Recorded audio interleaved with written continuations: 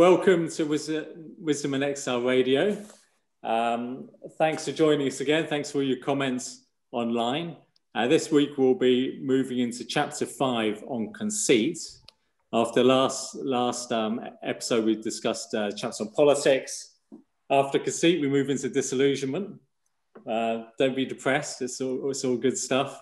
And before we kick off, this is coming out as a New Year special. So maybe we can start by reflecting on 2020. What a great year it's been. Adrian, any reflections on 2020? Well, we were asked to accentuate the positive a bit in the comments. I think people are starting to flag a little. So before we get into the real cheery topics of conceit and disillusionment, we'll cheerful look back on 2020. For me, it was a great year where I didn't have to drive into the office at all. It's one of those people who got to work from home, and that freed up a lot of time and no sitting in the car. And I was able to do a little bit more meditation practice. So hopefully keep that going. Noreen? Okay. Well, for me, one of the highlights of the whole year was the Karmapa's comment about the coronavirus when it first started to happen. When it really first started to take up steam, pick up pace back in March. And he said the core sickness is, in my opinion, both a mind filled with anxiety about the disease and the tendency to wrongly think that we should never become sick or die. And when I read that at the time, it really kind of blew my mind on many levels, because it's not a statement that's going to win him any favors with popular thought. And it was, you could tell it was a comment that came from the heart. And it was really reassuring to see that there were still people speaking the truth in a time where there was so much, lies and confusion, and people being afraid to say what's really, really happening, and what are the real priorities. Yeah, I mean, I would reflect a little bit on Lama Jampa's message as well, wasn't it, to the community, which was a similar message. There's more of a reminder to practice, and a reminder of impermanence, a reminder of suffering, but in a way, no need to get caught up in the hysteria of everything. It's more, what's new in a way. Carry on and practice the Dharma. But then on other aspects as well, I think, like Adrian, I've cut out 2 hours a day commuting in the car, which has been pretty good. And with the family as well, being at home a lot more together. It has its challenges, but it's generally been overall positive. And our dog is very, very happy. The dog's got all of us around all the time. So he's very blissed out, I think. Yeah, the lockdown situation has caused a lot of suffering, but it has been great for dogs. And I think we can all rejoice, because in the Buddhism it says, if you rejoice in someone's happiness, you get a huge amount of merit from that. So I do like to rejoice in the happiness of dogs.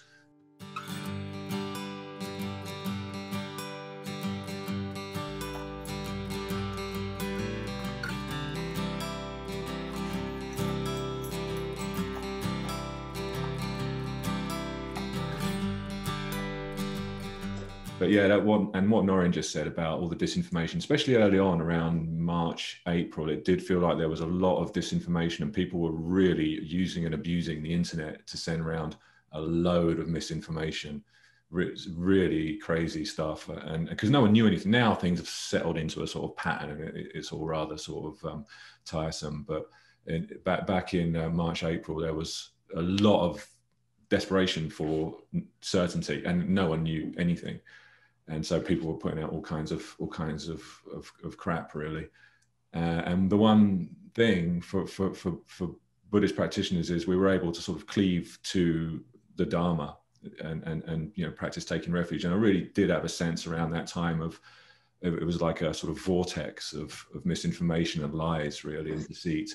And in the center of it was the unshakable pillar of the Dharma, the truth, the unshakable truths of the core principles of Buddhism. And it really was something that helped find our way through that very difficult time. It's fighting to maintain this fiction we have, that my body or my emotions or my thoughts are a real self, a real unchanging autonomous identity. And that simply isn't true. We've split ourselves off from reality. We've shrunk down our world into this world of ego, which thinks it can control itself, its experiences, and the world. And as long as we are locked into this fiction, there is inevitable suffering. Because finally, we're like Sisyphus, who's rolling this damn rock up the hill for it only to fall down time and time again. Physical happiness, physical comfort is not enough. No matter how good, how luxury place you have, how luxury life that you lead, unless our inner mind is not happy, then it has no use.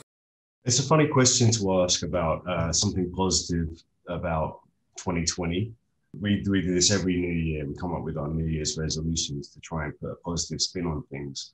But from a Buddhist perspective, we're in samsara, and we're not here to talk it up and say how samsara is actually not so bad. And there's some good aspects to it that we can kind of suffer through, that make it all a little bit bearable.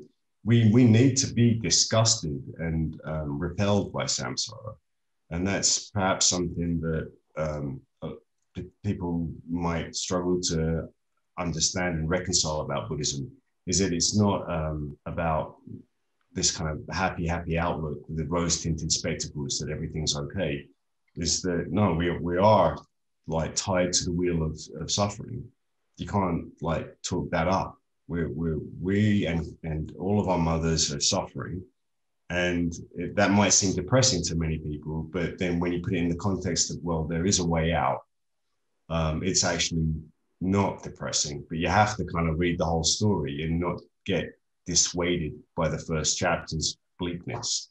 Yeah, well, I did have a quote here actually from Shantideva on this, where he says, Suffering has good qualities.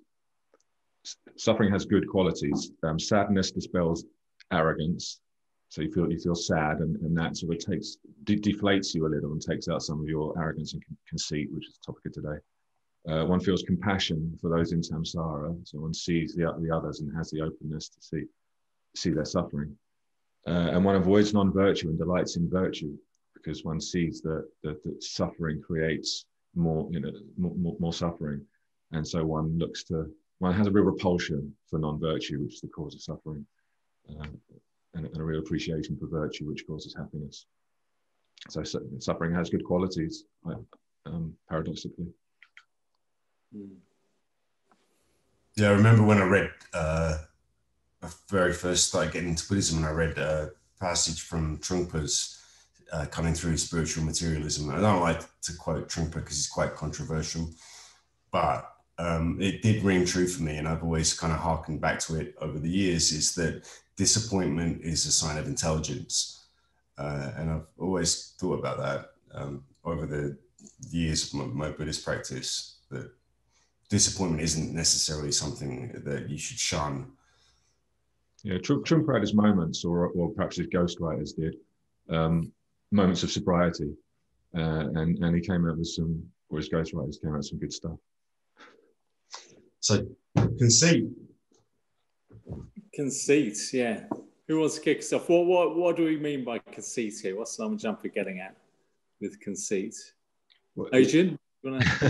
Well, it starts with a great anecdotal story, or a fictional story of the frog in the well, which is a good demonstration of it. I mean, it's related in the book, but just very, very briefly, if you haven't read that section, there's a frog who's lived all his life in a well, and another frog, I think, comes along and said, you got to come and see the ocean. It's amazing. And the frog is like, well, that's is it a quarter the size of my well? Because my well's pretty awesome.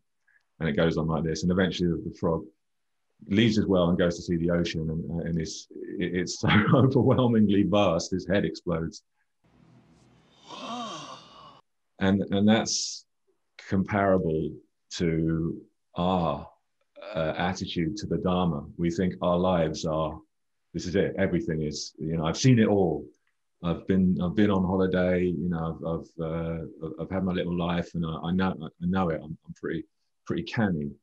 And then we see the Dharma and we're like, well, that fits into this little compartment of my life right here, and doesn't really impinge on us. But as you learn about it a bit more and have some experiences, you start to see it's much, much vaster than you gave it credit for. And I'm sure you both had this experience where there's times when it's very humbling, because you realize, my goodness, I really had a very narrow, I've been carrying around a very narrow conception of what the Dharma is and what its scope is. No, I think it was funny that he uses the frog story with the head explosion, because that's not the purpose of Buddhism, to make people's heads explode. It's a graduated path, and that's, I think, is something that is hard for many people to understand, that it's tailored to each person in a guru-disciple relationship. It's graduated towards an awakening or a realization of certain things, but the purpose of it isn't to be like Naropa, where you just slap someone with a sandal and it's boom, your head's exploded and you suddenly realize the nature of emptiness and you're awakened. It's graduated. Yeah, but you see that a lot as well with people coming to our classes, people trying to relate to Buddhism, but it's almost inevitable in some ways, I guess, as for Westerners. You come to it with all your own preconceptions, your own ideas, and we all have our own baggage coming to it, isn't it? Whether it's politics or maybe ex-Catholic or whatever it might be. And it's very difficult then and Buddhism, it's a very different way of looking at the world, and it is so vast and profound. And so when we approach it, you've got to, in a way, engage it with where you're coming from.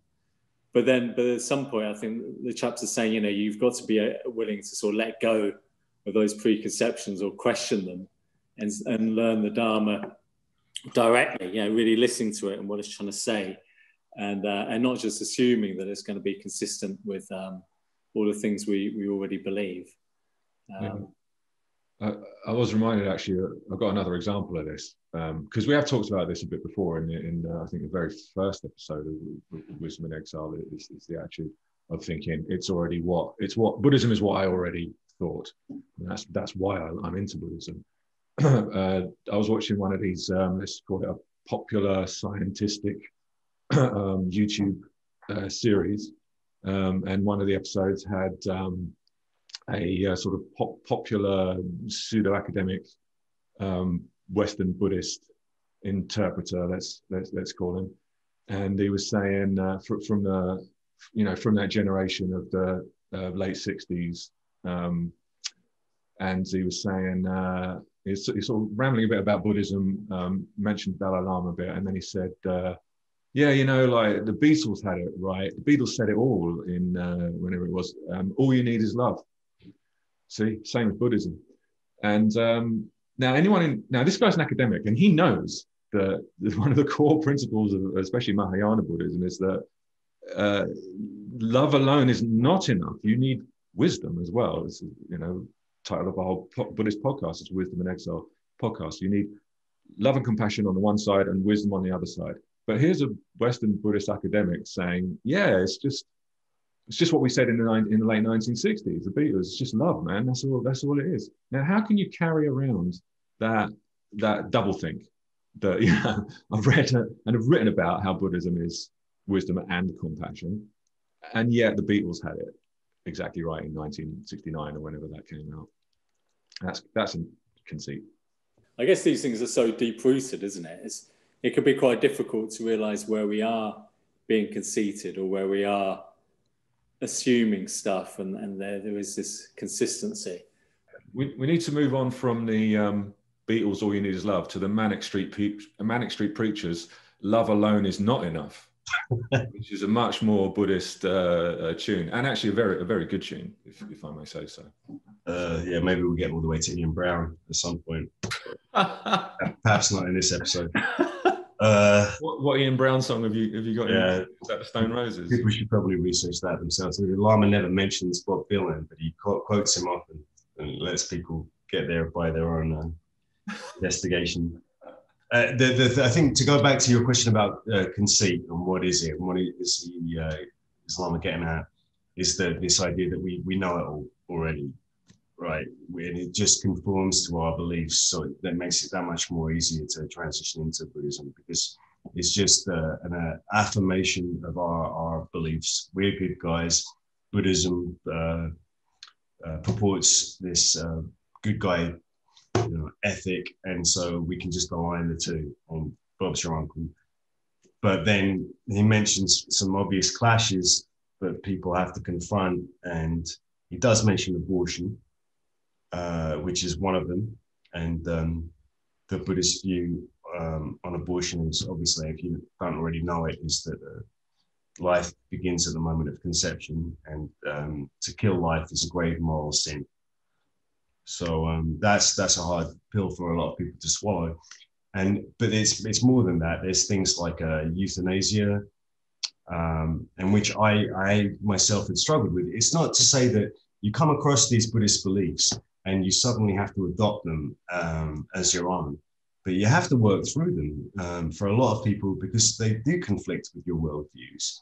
And you have to then, well, you're shocked initially if you have this conflicting issue, and then you're presented with the option of, like, well, I can either reject it completely, say that's wrong, there's no way abortion is wrong, or there's no way euthanasia is wrong, or I can stop and hear out the argument for its case. It challenged my thoughts about those kind of things, and I think if you encounter Buddhism, you're going to get your assumptions challenged at some point, whether it's on euthanasia or abortion or any of the other issues. And I think the chat points out, isn't it, then how do people respond to that? And in the West, it's quite common. People then, they think they're a Buddhist, then they hit something in Buddhism that doesn't agree with their assumptions. So then they're trying to change Buddhism or reinterpret it, or Lord Buddha didn't know about X, so, he didn't probably kind of understand the implications. But to your point, I think we had commenters actually this week on one of those topics which people often struggle with, which is the doctrine of rebirth, and sometimes discussed as reincarnation. And I think the comments, I can't remember who wrote it, but thanks for the comment, but it's saying, how can Buddhism on the one hand say there's no self, and on the other hand talk about rebirth or reincarnation? They're contradictory positions, as it were. And I think in the West, you see this rise, I'm not very close to it, but you see the rise, isn't of things like secular Buddhism, where they take, the bits that they like, all you need is love, man, type stuff, and then jettison other things that don't agree with preconceptions like rebirth, but still call themselves Buddhists or secular Buddhists. And the problem with that really is that you throw out the core teachings of Buddhism and it's not Buddhism anymore. None of the other teachings and the whole system of practice doesn't work anymore if you cut out, chop out some of these big things. So if they do hit up against something different from what we already believe, to your point, is it, Paul, you've got to work through it. You've got to be, at least open-minded enough to sort of try and engage with it and understand it. And I mean, rebirth, as a recap in response to the comment, was because in Buddhism, it's true, and we'll talk more about it, I think, in the future, about non-self, that the notion there's a solid, permanent, singular, autonomous self is actually illusory. And when we actually look at the nature of mind and experience, everything's actually in flux, a continual arising of dependence, origination, and change. And so the notion there, these solid entities like me and you and other and so on is a projection onto the world. But then the thing is, obviously, the way the world appears is it does seem like there's a self. And the doctrine of rebirth isn't just from life to life, it's moment to moment. The way our deluded mind works, it keeps grasping onto appearances as my experience and my feelings and my perceptions, and it sort of creates this illusion of self. And we're doing that from moment to moment, day to day, week to week. And the time of death, unless you get rid of the causes for that deluded mental activity, then it continues. And we enter the bardo, and then grasping mind, you experience rebirth and so on. But that's one of those big ones, isn't it? Where in the West, you see a lot of people trying to, I like Buddhism, but this bit is tricky, so can we sort of jettison it? Yeah, I thought the same thing. Like when Noreen was describing this as a sticking point, abortion, if in that sense it falls into the same category as rebirth, which is that it's a very tricky one for Western people to adopt. And in a way, in some ways, it's more tricky. The abortion thing is more tricky even than rebirth, because rebirth, to some extent, is a philosophical. You can treat it as a philosophical theory. You can just sort of have an open-mindedness to it. Accepting it or rejecting it may not have any immediate effect on you, whereas abortion may have an immediate effect on your plans. If you're someone who's planning to have an abortion and you're looking to the Buddhist teaching for guidance, that's going to affect you much more seriously than the doctrine of rebirth. And similarly, if you're someone who's had an abortion, it's going to be very difficult for you to really accept this teaching that actually that was a seriously non-virtuous action. But we're not going to, as Buddhists should not, of course, adapt the teaching to fit in with those difficulties. We acknowledge the difficulties and treat them as compassionately and kindly as possible. We've all made mistakes, serious ones sometimes, but the wrong thing to do is the thing that conceit asks us to do, which is to change Buddhism to fit me. And that's the one thing we can't ever do. Yeah, but and there's a few interesting things around the abortion topic, isn't it? One is so political at this point. It's almost unspeakable to debate it as an ethical issue. And I think that harks back to last week when we were discussing politics and how often people's deepest held values come from politics rather than religion even. But the other thing about abortion is often, I think, speaking as a Westerner, because the Christian notion of morality is more about, God says, you shall do this, you shall not do that, because he says that's right and wrong. Whereas the teachings of Buddha are very different, isn't it? These are teachings about ethics, not to tell us if we're right or wrong per se, but so it guides us in our life about what we should do and shouldn't do, with the purpose of helping us be happy and avoiding suffering. And so so the way Buddhist morality works is more like a guidebook to help us navigate our lives and work for our future happiness. And so something like not killing, taking life, and therefore the implication teaches on abortion. It's not therefore that, Buddha said this, therefore everyone that's had an abortion is an evil person and, going to suffer. It's more, we want all beings to be happy and free from suffering. So one is a guide for those who are thinking about it to avoid things which will cause them great suffering in this and particularly in future lives. And for those that, may have done something which was negative, in Buddhism, again, it's similar. It seems similar to Catholicism, but it isn't. But the notion of the doctrine of the practice of confession is very powerful, and how we purify our negative deeds, because we've all done negative things, both in this life and previous lives. So for practicing Buddhist, practice confession is something we do every day. But the first thing you have to do to confession is admit you've done something wrong. And if you can't even do that, then you can't purify negative acts. And so, but again, often we take things as Westerners as, we hit that barrier, and often, people then try to say, okay, I like Buddhism generally, but I don't like this bit, and cut it out. People will have their existing views on very, very important serious issues like abortion and euthanasia, and those issues will be affecting them personally. But what we can never do is yield to the demands of conceit by saying, okay, although Buddhism says this, we'll deny that. We'll change Buddhism to fit in with your personal situation or your very strongly held beliefs. it's compatible. We can say, on the one hand, Buddhism says this. On the other hand, you have great difficulty with it. That's okay, but Buddhism cannot change itself to fit your difficulties, because then we'll lose the teaching of the Buddha. Yeah, Lama makes the point about the difference between improving Buddhism versus adapting and representing it. Yeah, and he relates it. Yeah, this is a very important point, and he relates it back to the notion of progress that we've talked about in previous chapters. So this assumption that the world is constantly progressing, really towards utopia, fits in with the notion that Buddhism in the past worked fine for primitive societies of the past, but our modern society is the best society that's ever existed, the most advanced, the most intelligent. And so, but again, Buddhism had the demand there is the conceit again of saying Buddhism should change now to fit me because I'm special. The idea that we're moving towards something better, that everything that's gone before in history has been somehow inferior, and that we're riding the crest of a wave of improvement, and we're heading towards something that's even better, and that discredits everything somewhat that's gone in the past. It isn't just a question here of just saying, well, Buddhism's not going to change. You can actually point out that Buddhism doesn't accept that things are always progressing.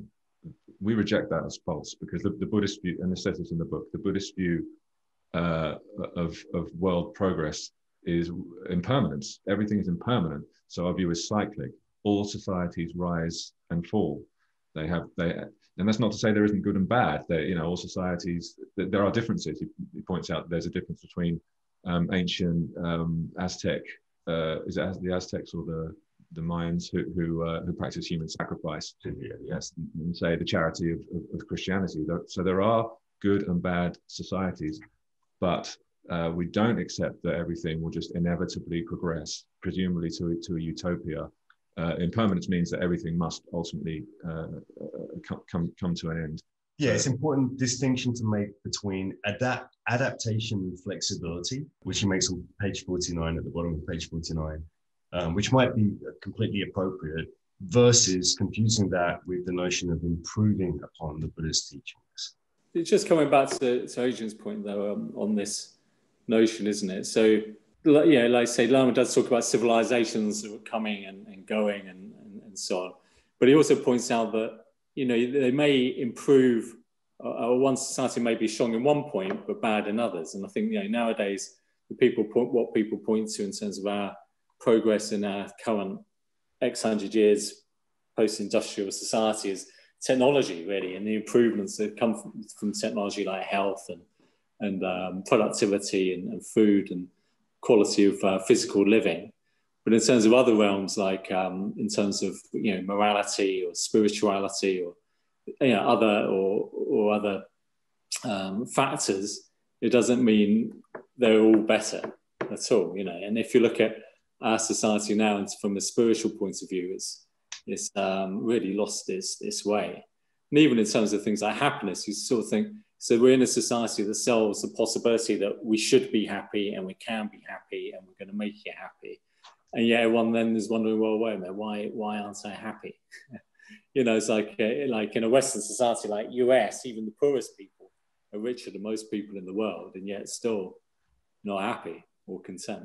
Yeah, you're right. I mean, he makes that point about what we've gained in control of the physical world, we've lost in terms of the significance of spirituality. And he puts that in, I think, in the framework in this chapter of a cycle of things tend to go in a cycle of rising and falling. Yeah, and the problem with improving the Dharma, because the fault is to improve the teachings of the Buddha to fit in with your perfect society. Because the problem then is, like, as impermanence inevitably destroys, the society goes on the decline and is eventually destroyed. But you've adapted your Buddhism to only work for the rising of the civilization by compromising on all these important issues. Then when the collapse comes, what's left for the society in its decay and decline? I mean, it's not hard to envisage are for example, the post World War II world order, the superpowers of the United States, the hegemony since the fall of the Soviet Union, seeming like a peak. And now in 2020, things seem to be in decline. It's not hard to see that. So if we change the Dharma at this point, what will be left, if things get serious, what will be left for people to do? The Dharma's lasted 2,500 years without making these compromises. But isn't there also, the way they approach Dharma is it's like a body of knowledge written 2,500 years ago, and obviously they didn't know everything we know now, so let's make some improvements. But the thing about the Dharma is not simply a body of knowledge; it's a whole system of philosophy and ethics and morality and training and so on. Which the Buddha actually realized the true nature of reality, and the true nature of reality is transcendence. It's beyond time and space, and that true nature of reality was the same 2,500 years ago as it is now. So the teachings and so on are pointing to something that's beyond all these temporary, improvements or declines or the temporary accidents of our society whenever we're sort of born and whichever culture we're born into. These are all sort of temporary phenomena, whereas the teachings of Buddha pointing to something which is transcendent and timeless. And so, but the Lama does talk a little bit about, like Nguyen was saying, about representing it. So there's an element that he was talking, wasn't it, about how in Tibet, the Tibetans, very different society, far cruder sort of society than an ancient India at the time. But they made the effort of going to India, learning the teachings, internalizing them, achieving some state of realization and bringing back to Tibet, and then representing them in a way that the Tibetans could relate to.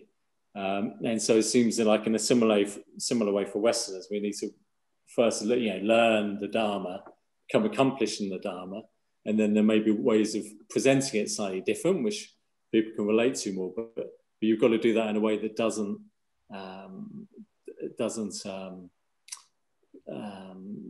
what's the word he uses, screw up or damage the underlying essential points of the Buddhist teaching. Yeah, well, he says the Buddhism is a living tradition, which means although we have a body of scriptural knowledge, which we do actually regard as sort of sacred and somewhat immutable, although it can be translated into different languages, you can't go back and change the sutras. That's a corruption.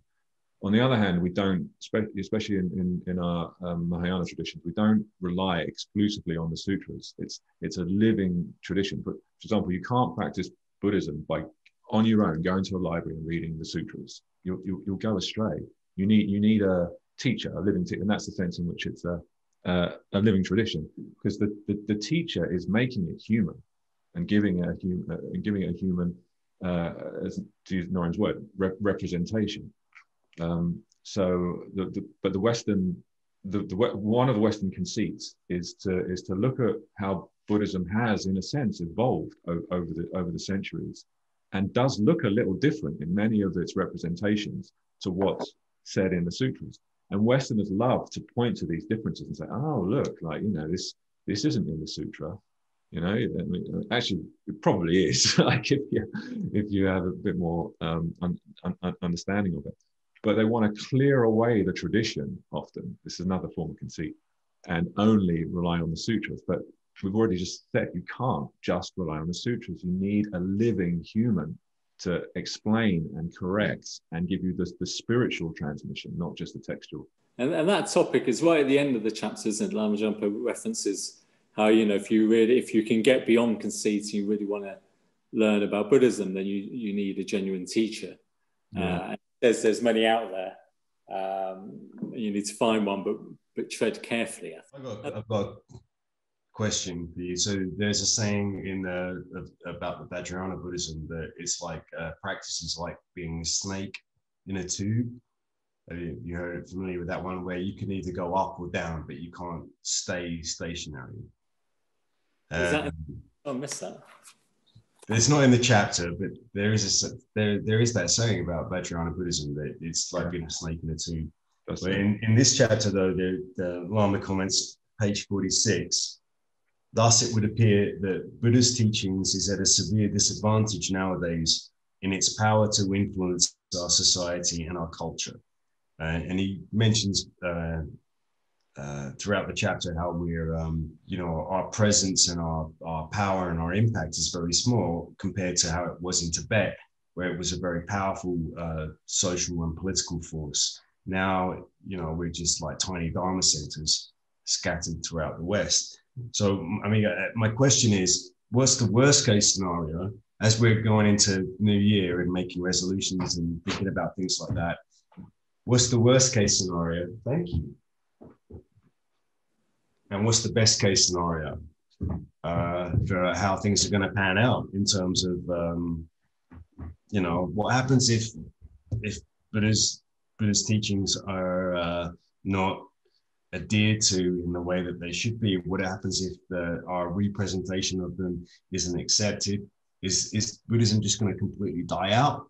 Or is that what we're really facing? Yeah, I mean, I'm not sure most Westerners, maybe I'm not doing them justice, but I'm not sure most people acknowledge the fact that Buddha himself predicted that the Dharma is going to die out, right? It's not only that, but its whole trajectory is decline. It's a cyclic cosmology and worldview where each Buddha, there'll be 1,000 Buddhas in the current eon, and each one will teach the Dharma, and then it will decline and eventually disappear. So the only question is how much longer can it last? We're trying to sustain it, but it is in decline. It may never take root in the West, and under the current signs, where all these obstacles are. So you have the space of Buddhism on the space of Buddhism on one hand, and then all of these obstacles on the other hand that are stopping it taking root. There's no guarantee that it will. It's not like Christianity, where it's like everyone, it's kind of a positive message, and then everyone's going to get into it. There'll be the second coming. Everything's going to be great. Buddhism has a cyclic view of history, again, as we've said. So it will decline, it will disappear from the earth, and then there'll be no Dharma, and eventually the next Buddha, Maitreya, will appear. Yeah, and I guess that point about compared to Tibet, we're so not powerless, but relatively powerless. I guess that's the difference between the society that's already very Buddhist versus one that's not. But in early Tibet, wasn't it? One of the ways that it got established was having it was more of a monarchical system, and you had a benign Buddhist Dharma king who could then have a big impact and help it get established. But even in Tibet, and then you had was it King Langdama, who was anti-Buddhist, and then he tried to destroy all Buddhism, and then so it took many hundreds of years for Buddhism to get properly in Tibet. So for the West, it's very early days, which is the other thing about Westerners. We're so used to everything happening almost immediately and want instant results. But really, whether or not it will become established will take many generations. It's not prophesized to decline quite yet, though, I believe. I mean, you know more about the scriptural prophecies than I do, but it depends how you measure it, and so it's hard to say. All you can how you measure time, and no one actually knows the exact dates of the Buddha, so it's actually quite hard to say for sure. And actually, there's different scriptures have recorded different predictions for how long it will take before it disappears. But all you can do is carry on and try and preserve it as best you can, and that's what we're doing. We're doing now. I mean, Sakya Treason said, the current 42nd Sakya Treason said this in an interview not that long ago when people were asking about the growth of the Dharma. He said that the number one thing is preservation. We need to focus on preserving it from decline first. Then maybe we can expand it in certain areas. But I think that's something But like a worst case scenario being, because we love gloom and doom, is that it is going to decline, and in which case, what do? Practice now. Yeah, exactly. Yeah, you have to make the most of the time we got. There's no guarantee it will be around in the future. To pick up on Paul's point about how it spread in Tibet. I mean, in all of the Asian countries where it spread, I think it's fair to say it had the elites were supporting it, whether it was Tibetan kings, Indian kings, in the time of the Buddha, and Indian rulers, all throughout, when it spread in Afghanistan, through Gandhara, China, Japan. These were all, Southeast Asia, these were all Buddhism was supported strongly by the elites. We don't have that in the West, and you can see how weak Buddhism is without that elite support. Yeah, I think in the book, wasn't the comparison was like, very favorable conditions in Tibet, whereas here, you're surrounded by quite an anti-religious culture, where the elites are generally anti-religious, which I think, you can sort of see partly in the COVID response. Like certainly in California, you could get your groceries, or you could go out for dinner or outside or whatever, but religious gatherings sort of reflect banned. And that's the sort of, so in terms of, the external conditions for supporting growth of Dharma, it's not, there are also some big obstacles. Maybe one last point then in the chapter, Lama says, he asked the question, what do we do about conceit? And he quotes from Paschal Rinpoche, and points out that, we need to engage with a teacher. And I think it's like Adrian's point earlier, that Buddhism is a living tradition, and it's really survived and been real for the last 2,500 years because it's a person-to-person transmission. And it's completely reliant on them having qualified teachers who've sort of learned, practiced, realized the teachings, so then in a position to be able to transmit them on to their own students. And so that's very, very important aspects. And I think, looking forward to 2021, really, I sincerely wish that conditions are right, that, our teacher, Lama Jampa, and other great teachers like Sakya Chichen and His Holiness Karmapa, they'll be able to travel again and actually be able to give these teachings in person. So so the positive, because we love to accentuate the positive on this show. The positive is that there are still living teachers in the world from whom you can receive the actual living Dharma and practice it. You don't need anything else. Even if the Buddha's teaching is not like as great as it was at the time of the Buddha, these vast Buddhist civilizations used to exist, especially in Asia. You remember the statues of the vast statues of the Buddhas at Bamyan in Afghanistan. Remember those? They were destroyed by the Taliban, but there were these great Buddhist civilizations of the past. They've mostly gone now, but there are still great Buddhist teachers with true realization. It's such an extraordinary thing, actually. If people haven't met teachers like Karmapa and Sakya Trizin, these are beings with true realization. It's almost a miracle that people like that still are alive in the world. It is a miracle. Yeah, and we pray for their long life every day because it does seem so extraordinarily rare and almost impossible opportunity that there's still people like that around, given the conditions that are against it. So that's, I guess, that's a sort of positive. Thanks, guys, for the chat, and Happy New Year to everyone watching. Have a great 2021, and until next time, have a good one.